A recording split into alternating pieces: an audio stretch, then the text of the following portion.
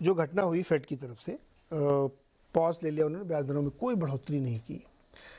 उसके बाद दुनिया भर के एनालिस्ट और रिपोर्टर्स इन सब ने दो चीज़ें लिखी हैं कि पॉज किया, बिल्कुल ठीक किया, क्योंकि अब इसकी बिल्कुल ज़रूरत नहीं थी। एक कदम और आगे बढ़ के लोगों ने ये भी लिख दिया कि शायद जून में या आगे कहीं पे भी अब कट की उम्मीद करनी चाहिए, रेट कट भी हो सकता है। क्या संकेत दिए फेड ने? तो नीरज जी, मुझे लगता है इसको अगर हम समराइज़ करें तो पॉवल साहब ने एक स्टेटमेंट दिया था, वो बड़ा कंफ्यूजिंग वो देते हैं, राइट। एक बार उन्होंने पहले भी कहा था we are not thinking about raising rates, right. तो इस बार उन्होंने कहा कि सवाल था कि you think you have done enough, rate hikes और नहीं होंगे।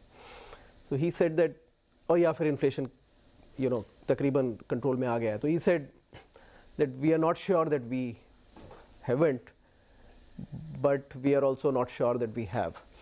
It's a confusing statement, but it tells के वो खुद इस बात पे अभी श्योर नहीं है कि वो ये भी नहीं कह रहे, वो कह रहे हैं प्रोग्रेस है, कंट्रोल में आया है इन्फ्लेशन और हमारे रेट्स भी सिग्निफिकेंटली हाई हैं, बट हम अभी श्योर नहीं है। But at the same time we are also not sure कि हो सकता है ये कंट्रोल में आ भी गया हो, more or less, right? So we have done enough. But I think having said this, Neeraj ji, एक बात हमें ध्यान रखनी होगी, जो मैं पिछले 2 साल से इसमें कह रहा हूँ जब से ये समस्या शुरू हुई है, which is that अब वो एक उस ट्रेड ऑफ पॉइंट तक पहुँच चुके हैं जिसका उन्होंने भी जिक्र किया कि now the risk of raising further rates वो थोड़ा ज़्यादा है कंपेयर टू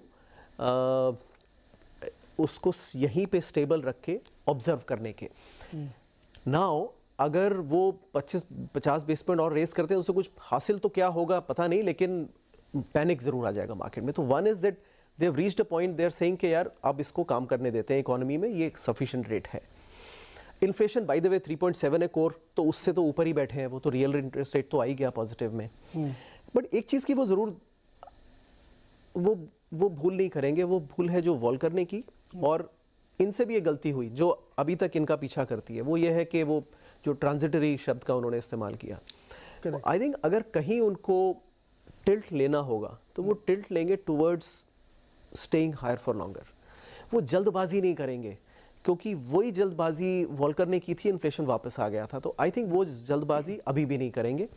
लेकिन मेरे ख्याल से रेट हाइक्स मोरलेस हो चुके हैं, पीक हो गया, तकरीबन पीक हो गया। अब देखिए 25 बेसिस पॉइंट और आ जाए कोई बड़ी बात नहीं है, लेकिन मोरलेस पीक हो गया है। देखते हैं अगले 2 महीने में डेटा तो क्या नो कट नो हाइक नया वर्ड सही है? आई वुड से कट्स तो 2000 देखिए काफ़ी लोग कह रहे हैं, बट मुझे लगता है 2024 में कट्स नहीं आएंगे अगर इकोनॉमी ऐसे ही चलती रही तो। देखिए कट्स का अगर इकोनॉमी इतनी स्ट्रांग चल रही है तो फिर कट्स की ज़रूरत क्या है? और ये तो बफर है, आपने बिल्ड कर लिया। जब भी इकोनॉमी में ट्रबल आएगी आप उसको काट ही सकते हैं, तो you would rather keep the buffer for जब ज़रूरत का समय आए, बल्कि आप उसको अभी व्यर्थ में खर्च नहीं करेंगे, बिकॉज जब वो 0 पर थे तब तो कुछ करने को ही नहीं था मॉनेटरी पॉलिसी में। तो I think they will keep the buffer. मुझे लगता है 2024 में वो ऐसे ही चलने देंगे। There is a good chance कि इकोनॉमी इसी रफ्तार से और स्लो पेस पे चलती रहे और उसमें कोई ब्रेक पॉइंट ना आए। लेकिन 5.5-5.5% पे भी टिका के रखना बड़ा मुश्किल है। वो मुश्किल तभी तक है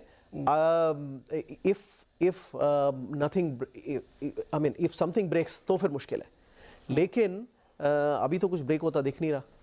तो मैं मानता हूँ आपकी बात कि अगर हाउसिंग लोन मार्केट एकदम स्टक हो गया है 8% पे, देखिए लोन्स लेना बड़ा मुश्किल है वहाँ पर, तो एट सम पॉइंट कुछ ना कुछ तो ब्रेक होगा। तो या तो इकोनॉमी में कंज्यूमर ब्रेकडाउन होगा, क्रेडिट मार्केट में कुछ ब्रेकडाउन हो सकता है। लोन्स अच्छे हैं, it is just that market में एक पैनिक पॉइंट आता है ना, जिसके बाद हर कस्टमर पीछे हट जाता है कि नहीं अब तो रेट गिर रहे हैं, या तो वैसा इवेंट हो जाए, और नहीं तो ओवरऑल इकोनॉमी में जनरली एक ड्रॉप आ जाए, चाहे डेसिमल्स में ही आए, then it means that slow down हो गया। बट लेट्स नॉट फॉरगेट कि वो इन्फ्लेशन को ज़रूर वो 4 की रेंज में नहीं रह सकता है, उसको 3 के नीचे जरूर आना, 3 के नीचे, और तकरीबन अराउंड 3 अगर आए तो अनएम्प्लॉयमेंट 6 के आसपास रहना चाहिए। 6 तो नहीं पहुंच पाएगा।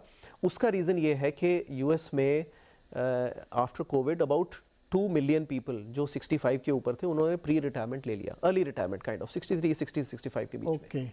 वो 2 मिलियन लोग वर्कफोर्स से मिसिंग है। अगर आप उनको ऐड कर दें तो अभी ऑलरेडी 4.5 पर हैं, 4.5 पौने 5 पर होते हैं, 3.7 लेकिन अब 3.8 पर है। लेकिन अगर आप वो 2 मिलियन को ऐड कर दें तो 1.5 से 2 मिलियन तो करीब आप 5 पे पहुंच जाते हैं। लेकिन यू नो बिकॉज वो अब जॉब मार्केट में है ही नहीं, तो जॉब मार्केट टाइट भी दिखता है, वो उसकी प्रॉब्लम भी है। वो प्रॉब्लम कि देखिए वो workers, economy is missing those workers, right. ये लॉकडाउन करते टाइम किसी ने सोचा नहीं कि जो 1-2 साल रिटायरमेंट पे है वो वापस आएंगे ही नहीं जॉब मार्केट में, and this is a problem. Okay. तो वो एक चक्कर है। मनीष जी, आप